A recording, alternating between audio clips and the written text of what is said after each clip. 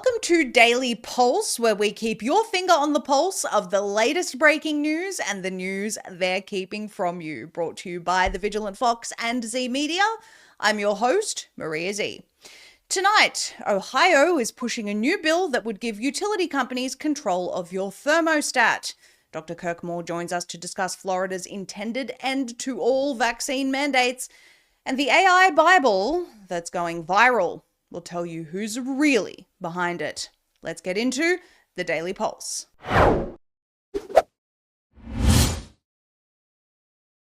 Well, yet again, we have Republicans pushing various aspects of Agenda 2030. We recently told you about Louisiana Attorney General Liz Murrill, who has pushed for age verification on several fronts. Age verification is, of course, a way to lock adults into Bill Gates, UN, and the WEF's policies of digital ID for every single adult online under the guise of protecting children.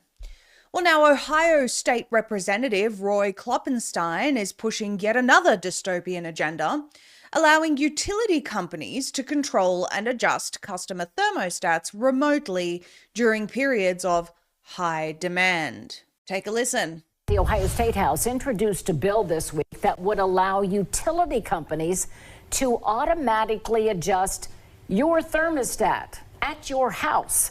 House Bill 427 would create a voluntary demand response program. Customers would be allowed to sign up to let their utility company temporarily adjust energy use, including raising thermostat settings or cycling water heaters during periods of high demand. The bill's sponsor, Representative Roy Kloppenstein, said it's meant to help homeowners and small businesses save money while reducing the load on the power grid.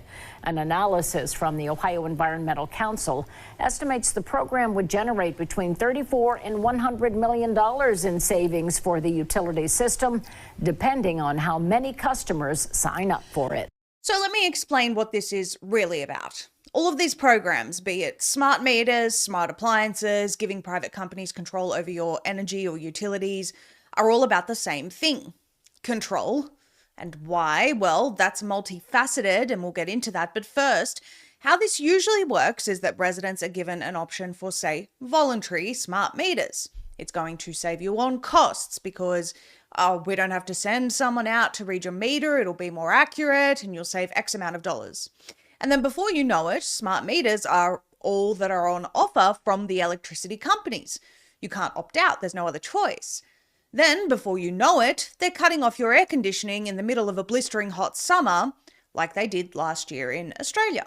This was from the ABC, which in Australia is essentially state-run media, and it says Energex remotely cuts power to 170,000 air conditioners 6 times in a month. This was in the middle of summer, and if you know Queensland, very hot place.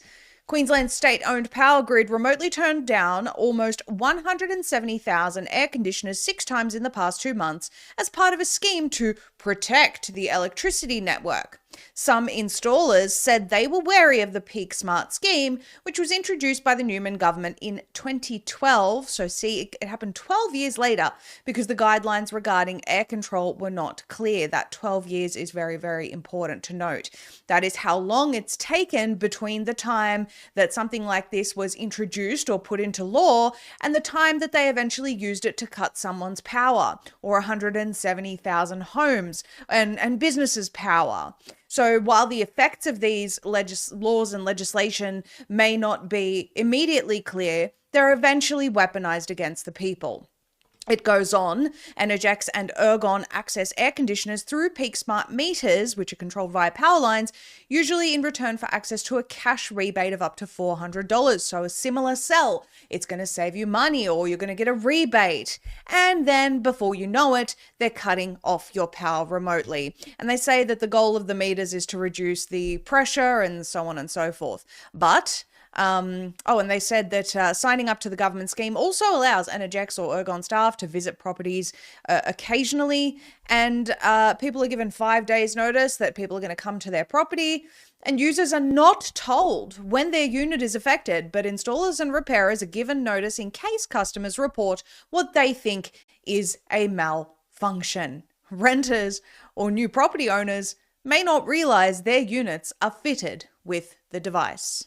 We made a point of the effects of that law being felt 12 years later because, as we said, while initially people may have found it to be beneficial, getting a $400 rebate for a voluntary program, eventually it was used to control their access to energy. This is all while paying for a full energy service, mind you, completely unaware that the provider would be able to, at the flick of a switch, send them into serfdom.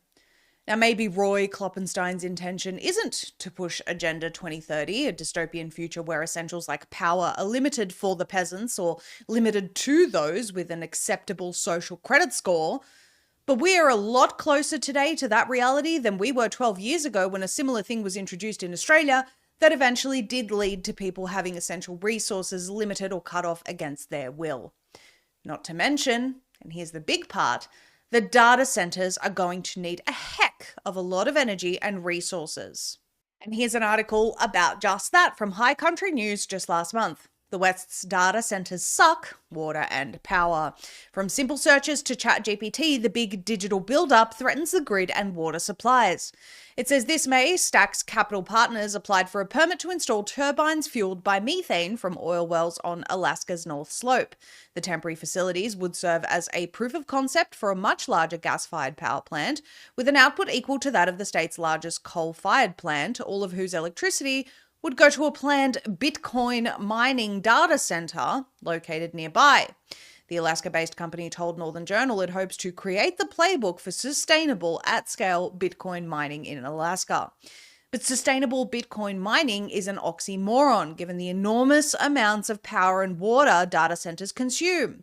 The massive server banks that run nearly every aspect of our digital world churn away in warehouse-like buildings in Phoenix, Las Vegas, rural Washington, and Wyoming, each gobbling as much electricity as a small city to process AI queries, cryptocurrency extraction, and other aspects of our increasingly cloud-based society. The harder they work, the hotter they get, and the more power and water they need to cool off. So no, a legislation that aims to give utility companies the ability to control your energy use in light of this sweeping AI agenda in a state that just so happens to be building a lot of data centers is not a good idea. We've already seen residents in Texas who are already under water restrictions having data centers planned in their areas to, I guess, suck the rest of what is keeping them afloat completely dry. It just so happens that Ohio has emerged as a leading US state for data centers, particularly in central Ohio, due to factors like favorable tax incentives, available power for now, and a strategic Midwest location, says Google. Major companies like Amazon, Google, and Meta have established or announced plans for large facilities in areas such as New Albany and Licking County, though Microsoft recently scaled back its project. Maybe until Kloppenstein's bill is passed? There are some key aspects to the globalist goal of achieving the fourth industrial revolution. Apart from the AI dystopian surveillance state where everyone has to link their ID to their online activities, the plan is also to ensure there are less and less resources for the people, making them more and more dependent on the state. If the past few years has taught us anything, we cannot allow ourselves to trade convenience or even temporary relief for the possibility of slavery. Ohio, you cannot let this bill pass. There are things that you can do to keep yourself fit, healthy, and protected in this world where it seems like attacks on our health come from all sides. Take charge of your health with the Energetic Health Institute, giving you the tools to lead a healthier, more balanced life, brought to you by Dr. Henry Ealy and doctors just like him. True healers and physicians who are making people well successfully outside of Big Pharma. Visit myehialoha.org/#VFox and join their live conferences, Virtual Solutions Summit, engaging Q&A sessions with their first-class, heart-centered professionals, and access all past event replays anytime, anywhere. You can also join the Healing for the Ages community, led by Drs. Brian Ardis, Ed Group, Henry Ealy, and Jana Schmidt, and become part of a movement dedicated to building a healthier future where health and healing comes first. All of these invaluable resources are a whopping 30% off when you use code VFOX. So that link again is myehialoha.org/#VFox with promo code VFOX for 30% off. Much of the world cheered this past week when Florida Surgeon General Ladapo announced Florida's intention to remove all vaccine mandates, including for children. It is simply a no-brainer. The government should not have the right, under any circumstances, to mandate that people inject anything into their bodies as some sort of a rite of passage for participation in society. The fact that we even have to make that statement is truly indicative of how upside down this world and the control that Big Pharma has over it is. But, as usual, heavily boosted individuals, those in government who earn a lot of money from Big Pharma kickbacks, and the MSM who also earn a lot of money from Big Pharma, are hyperventilating because it appears their brains are either the shape of television screens or dollar bills. Here's Dr. Ladapo's response to CNN. So the whole idea, I mean, do you not believe that parents are incapable of making decisions with the information that they receive from their pediatricians? Because either you don't believe that parents can make good decisions for their children, or the position just doesn't make sense. So I would say that, yeah, I trust parents. I believe parents can make good decisions for their children. They get good information. And Jake, I'm sorry to interrupt you. I'll add one more thing, which is this idea of informed consent. So you can't, you may have, I'm not sure if you have a legal background, but in medical ethics, you cannot obtain informed consent for a medical treatment if there's coercion. And a mandate is coercion, because a mandate indicates that if you don't comply, there's a punishment. Jake Tapper looks confused and disoriented in the midst of all of that common sense. But one comment in response to Dr. Ladapo that really shocked a lot of people came from President Trump. After years of telling people that mandates were wrong during the COVID era, Trump responded with, quote, "I think you have to be very careful when you say that some people don't have to be vaccinated." Take a listen. I think you have to be very careful when you say that some people don't have to be vaccinated. It's a very tough position. Excuse me, what? So we shouldn't be eliminating mandates? We shouldn't be allowing informed consent in a country free of medical coercion? That's quite a terrifying response, actually, and one nobody who cares about medical freedom should tolerate. Nonetheless, the fight is ongoing, and up to 19 states are actively working on eliminating mandates altogether. Joining us now to discuss that effort is Dr. Kirk Moore. Dr. Kirk Moore, thank you so much for joining us today. We appreciate you being here. Well, hi, Maria. Thanks for having me. It's great to have you. It's a very interesting last week we've had. We had some drama, some attacks on RFK Jr. Then we had a fantastic press conference from Joseph Ladapo, statements that I think every single person should be making about bodily autonomy and the government not having the right to do anything with your body, essentially. What do you make of this action in Florida? And are we going to see other states following suit? Oh, you know what? I have the emails and phone numbers of some of my state representatives, and I live in the state of Utah. And I've been told on a couple of occasions that they don't have the political backing to kind of get something like that here in Utah right now. We do have some pretty strong health freedom laws already, but reversing the state of mandates is probably not something that's on the radar right now. I know that Laura DeMarais and a number of other states, Shane Mecklen in Minnesota, and there's a senator in Idaho that are pushing for some strong legislation. And I think there's probably a total of 15 to 19 states that might have something come up in their next legislative session. Right. Well, 15 to 19 states is a good start considering where we were just a couple of years ago. So I think that that's fantastic. Do you think that as RFK Jr. sort of speaks to this issue more, I've certainly had my criticisms of some of his moves lately, but I agree that he's speaking more about certain certain problems with certain vaccines or certain ingredients in vaccines, and these are important discussions to be having. Do you think that as he speaks to this more, we'll see more and more states coming on board? Well, this last week was real encouraging for me from the standpoint of RFK's stance. I've been saying all along that I couldn't believe that he was going to spend 25 years of his life to get exactly to where he wanted to be, only to then just kind of stick his tail between his legs and not do much about it. The hearing that I saw him at, and I watched the whole thing. That 3+ hour hearing that he had that day was the first time I saw any spine or any fight or any pushback, against everybody. And he obviously had. Look, he's a very smart guy. He's studied this for years, and he can debate this with the best of them. But he certainly had more science and more data and more information behind him. He has the Democrats falling all over themselves. Well, he has all politicians falling all over themselves right now, over transparency. I mean, essentially, he's saying, look, I'm just trying to bring out the truth, and I'm trying to be transparent. I'm trying to show what the data and evidence is that's out there. Are you trying to hide that? I think one of the senators, I'm not going to name him because I don't know if it was the right one, but Sure.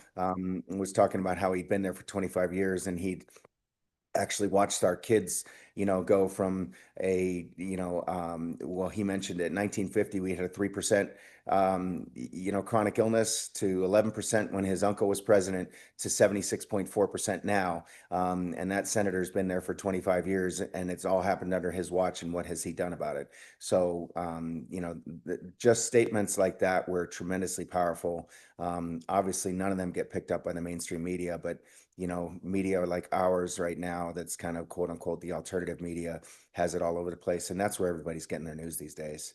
Yeah, yeah, absolutely. And it's more just a propaganda watch from the other side. Although, I'm open to hearing all sides. I've always been that way. And I just look at some of these criticisms. Like I said, I've had my own criticisms of RFK Jr. recently, saying I don't think he's going far enough. But objectively, looking at the attacks that are coming against him right now, they just are nonsensical. He's not taking away everyone's vaccines. I wish he would, but he's not. It really is nonsensical. But in terms of all of these, up to 19 states that are going to be moving in this direction. Well, what do you make of what Florida just said that their intention was? Do you think that they're going to be successful with this? Well, look, nobody's, like you stated, nobody's taking any vaccines away. They're just taking the mandates away. Mandates are antithetical to medicine. And just like Joe Latipo said, you can't give true and full informed consent if you have a mandate behind it. It's coercion. It's just not something that should be allowed. It's not something that we should allow as a populace. We have to push back. The fact that we finally have some people that are in government that are saying the same thing that millions upon millions of people in the United States are saying.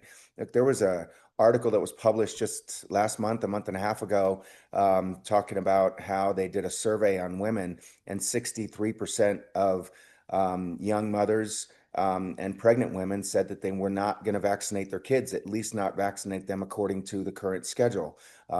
That's huge. 10 years ago, that number was 3 to 5%. Yep.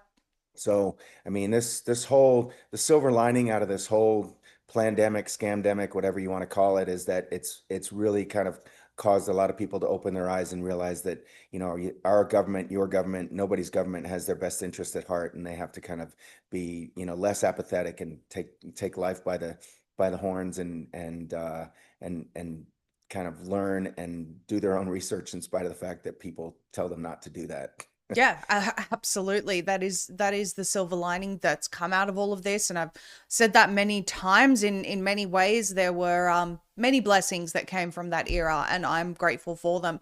I want to ask you about your thoughts about President Trump's comments after Surgeon General Latipo said what he said. Specifically, I think you have to be very careful when you say that some people don't have to be vaccinated. I was quite disturbed by this, Dr. Moore. What do you make of his comments?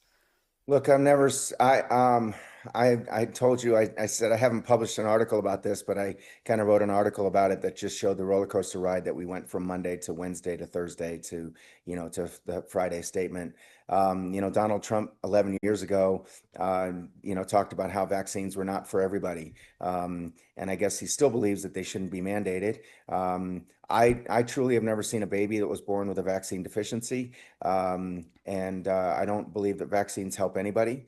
And I think that they, should just be out there. And if people want to get them and they choose to get them, then they should have the opportunity to get them just like they should in any other free society.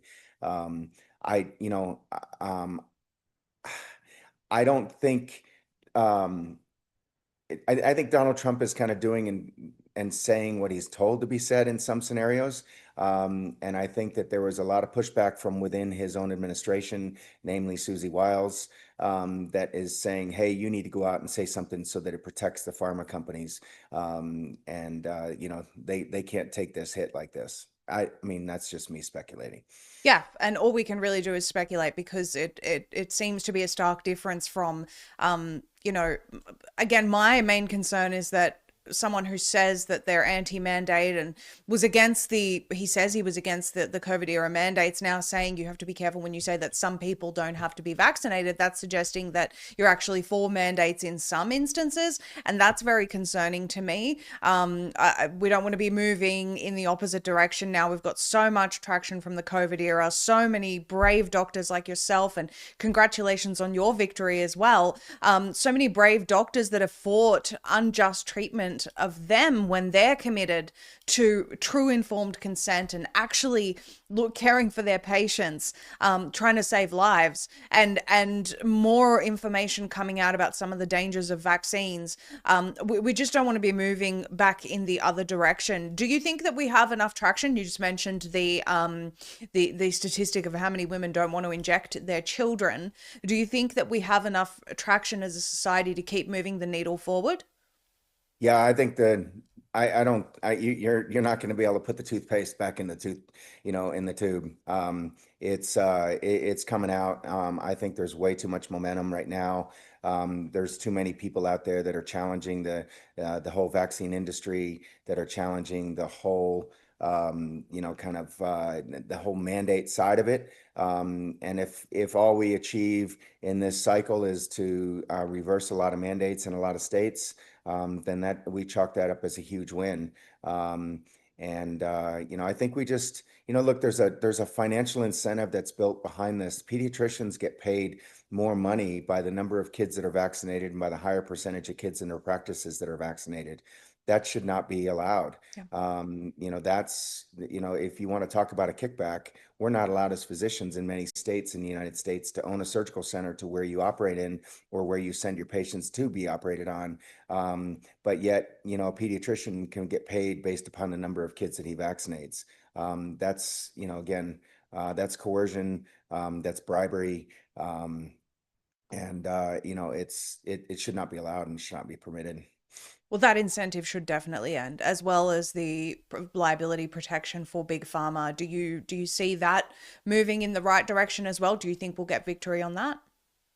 Well, RFK wants to do that. He's talked about it any number of times. And I think maybe it's a stepwise process. I hope so. Look, the National Vaccine Child Injury Act of 1986 was probably one of the worst acts in our, that's ever been passed and legislatively and, executively has a signature on it in the US. It's provided cover for the pharmaceutical industries to go from 3 vaccines in 1986 to over 92 now. And the incentive is there. And we've gone from I said these numbers earlier. I think it was, RFK said that we had 11%, chronic illness when his uncle was president. I think the number was lower then. I think it was only 6% in 1984. And we're above 76.4% now in terms of our number of kids. 8 out of 10 of our kids in the United States can't qualify for military service. There's obviously something that we're doing wrong and something that needs to change. And I think he's got the right ideas, just needs to kind of put his blinders on to the mainstream media and just keep doing what he's doing.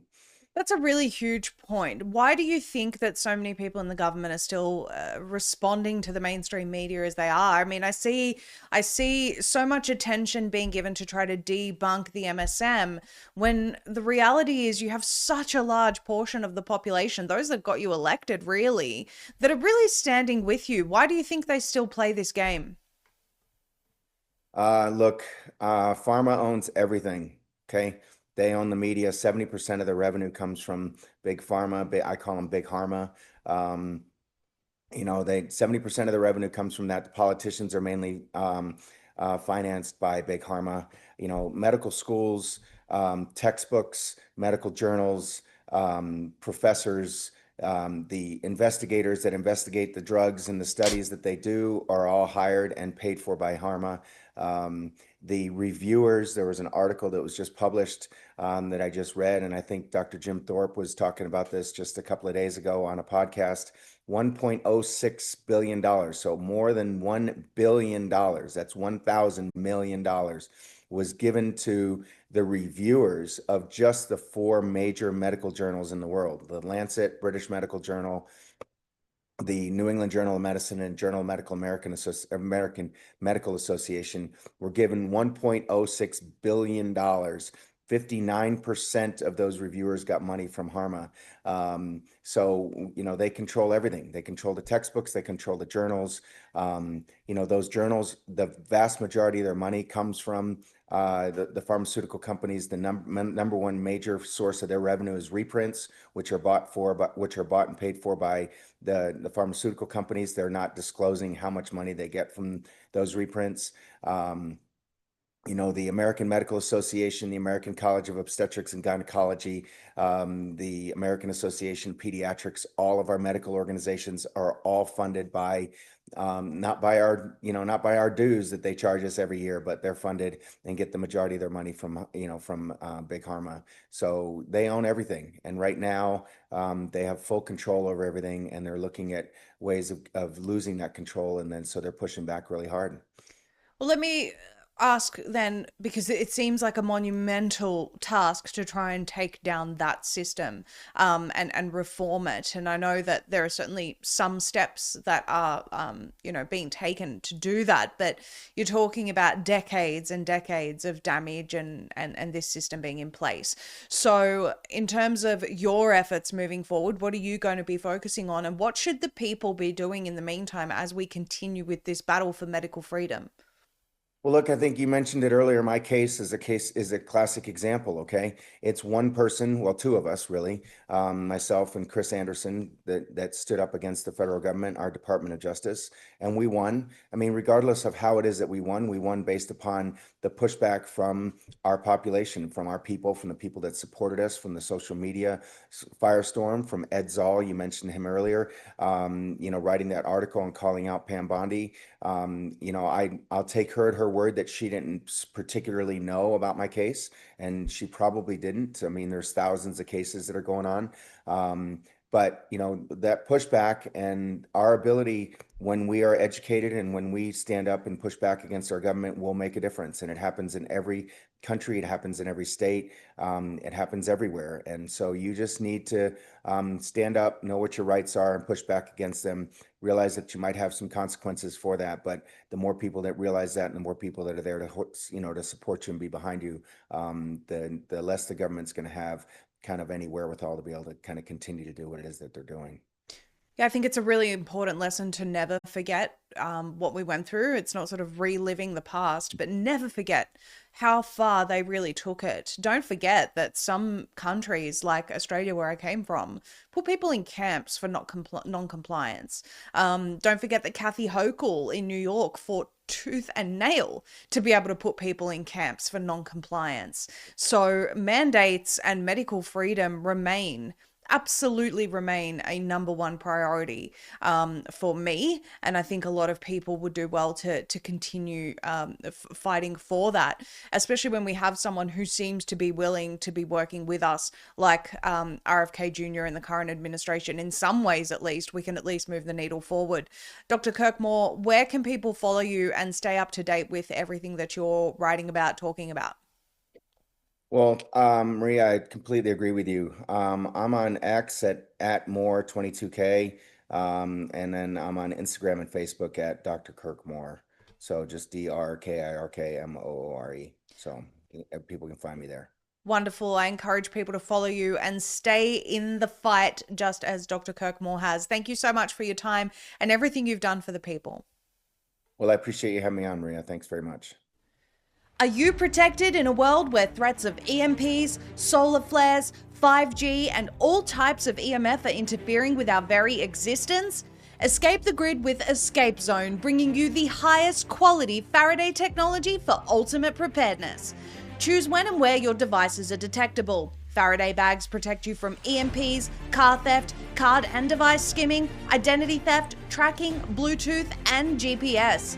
Choose from premium mobile Faraday bags, crossbody bags, laptop bags, and even women's handbags, or opt for the optimum protection with a ballistic backpack, combining cutting-edge Faraday technology with a ballistic 3A Kevlar for the ultimate protection and preparedness.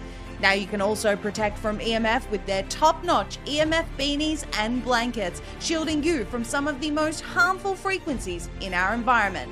Whatever your needs are, Escape Zone has you covered, and their range is perfect for personal use, family use, or even as a gift for someone you truly care about. Visit escapezone.com/pulse and protect you and your loved ones today. That's escapezone.com/pulse. You may all recall comments from people like the WEF's Yuval Noah Harari telling us that as we enter into this AI beast system that he and his friends have planned, that we need a new interpretation of the Bible. We've even heard celebrities of late who recently converted to Christianity talking about maybe we need to reinterpret the Bible or adjust it for the age of AI. The arrogance of man knows no bounds, really, but unfortunately, a lot of people seem to be taking interest in this concept. There is an AI Bible YouTube channel, which has amassed over 340,000 followers on YouTube and 1.3 million followers on Instagram. Some of the videos on YouTube have some very interesting titles like The Trippiest Vision of Heaven and John's Insane Vision of Heaven, because apparently reinventing the Bible for the age of AI also involves insulting it with words like trippy and insane. Now, to be clear, we don't know what the intentions of this channel or its organizers are, but we can definitely tell you much of the content is not rooted in tradition. Now, this is an NPR article on the channel and the latest video, which is drawing controversy, and we'll take it with a grain of salt from NPR, but they have put some facts into this article. So they say that in a recent video posted to the AI Bible's YouTube channel, buildings crumble and terrified-looking people claw their way through the rubble. Horns blare and an angel appears to be floating above the chaos. Then come monsters, including seven-headed dragon that looks like something out of a Dungeons & Dragons rulebook. We're going to show you a bit of that 8-minute video in a moment, which depicts a section of the Book of Revelation that are entirely generated by artificial intelligence tools. They say at times it feels like a high-budget Hollywood movie, at times more like a scene from a video game, and at times like fantasy art. Despite these somewhat muddled visual styles, viewers seem to like what they see. It's racked up over 750,000 views in the 2 months since it was posted. The AI Bible is run by Pray.com. We'll talk to you about them in a minute. A for-profit company that claims to have the world's #1 app for faith and prayer. The new AI videos are being warmly received online, according to Ryan Beck, Pray's chief technology officer. The viewers are mostly under 30 and skew male, though not too heavily. Quote, people are starting to write in on our YouTube telling us how these stories are really transforming their life, how they're really impacting them spiritually and mentally, he said. Yeah, I bet. But theologians are more skeptical. The videos rob the Bible of its power by reducing it to an action movie, said Brad East, professor of theology at Abilene Christian University in Texas.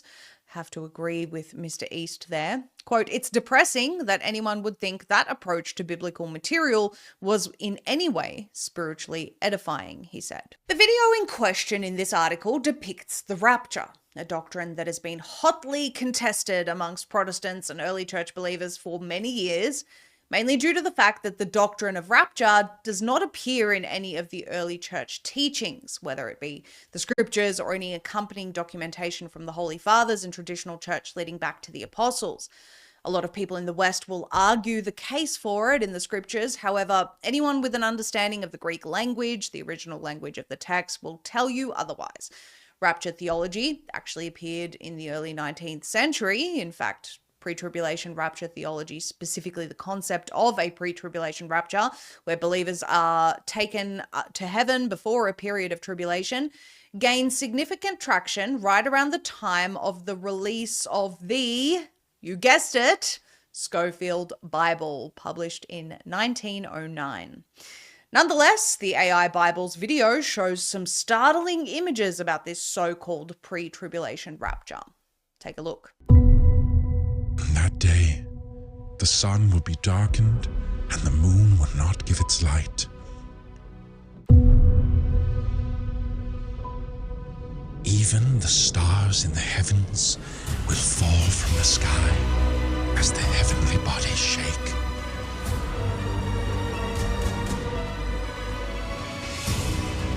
All the people of the earth will see the Son of Man coming on the clouds of heaven with power and great glory.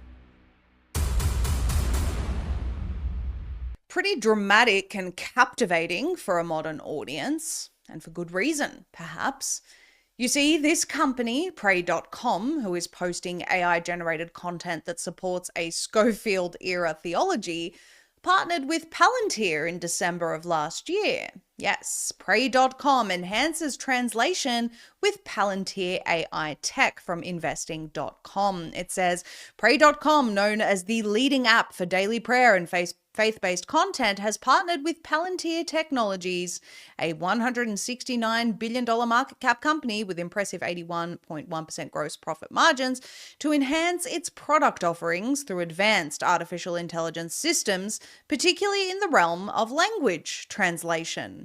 According to Investing Pro data, Palantir's strong financial health score and revenue growth highlight its position as a leader in the AI space. And that's why they're partnering with them, apparently, because this collaboration is expected to significantly reduce the time and cost associated with translating content into multiple languages. Yes, the same Palantir, whose co-founder Peter Thiel is holding a 4-part lecture series on the Antichrist this month, a sold-out event which he says will be anchored in science and technology and will comment on the theology, history, literature, and politics of the Antichrist. So maybe you're a pre-trib believer, perhaps having Antichrist guy Peter Thiel partnering with a company that promotes that theology may help you rethink that position. We're currently seeing a resurgence worldwide in staggering numbers of people turning and returning to Christ and Christianity. So it only makes sense that those pulling the strings would infiltrate that and give you their version of it, one that fits in nicely with politicians, governments, systems, technology, and AI, and every other non-spiritual salvation-based part of society. We're seeing a total mishmash of New Age spirituality with their version of Christianity. It's all a repackaging of the original truth to suit the future the ones who control this world are aiming to create. Without turning this segment into a preaching session, which is certainly not our intention, the only way to truly safeguard against this attempted co-opt of Christianity by technocrats is to return to the original teachings of the church. There's no other way around this. The confusion around biblical doctrine is going to intensify by design. It is designed to lead people astray and further erode Christianity, which has always been the main goal of the puppeteers. Christ is not the author of confusion. People should be aware of these channels and apps and who they're really associated with in order to protect themselves and their loved ones from deception. It's time to take back our freedom in the digital world. Join us for an exclusive free live webinar, Top 5 Steps to Exit the Surveillance State and Protect Yourself Online, happening on Wednesday, September 10th at 11 a.m. Central. Big Tech and Big Brother are teaming up, tracking your every move with planned CBDCs, digital IDs, and social credit systems. Censorship is spiking and your privacy is under attack. But here's the good news. You can fight back, and it's easier than you think. In this webinar, our trusted partners at Privacy Academy are breaking it down with 5 actionable steps to shield your data, protect your assets, and reclaim your freedom from hackers, scammers, and overreaching surveillance. Plus, you'll discover how to support businesses that actually care about your privacy. Spots are limited, so don't wait. Head to privacyacademy.com/pulse to grab your seat. Let's exit the surveillance state together and take control of our digital lives. That's Wednesday, September 10th at 11 a.m. Central for their free live webinar. Take the first step towards digital freedom. Sign up now at privacyacademy.com/pulse. That's privacyacademy.com/pulse. Link in the description below. Thank you all for tuning in tonight. We are very grateful to all of our viewers and supporters of this show. We air every single weeknight at 7 p.m. Eastern, and we plan on continuing to bring you the latest breaking news and the news they're keeping from you. We are backed by you, the viewer. That way we can always tell you the truth, no holds barred. The way to support us to stay independent is by shopping directly with our sponsors who make this show possible. Their links are in the description below. Make sure to follow Vigilant Fox on X at Vigilant Fox, as well as Substack to stay up to date with the latest breaking news. Follow Zeee Media on Rumble, where we also air this show each weekday and post our other deep dives. Follow at ZEE_media on X, and as always, all of our content is also on zeemedia.com. Join us every weeknight at 7 p.m. Eastern. Tell everyone about it, and as always, keep your finger on the pulse with the Daily Pulse. Good night.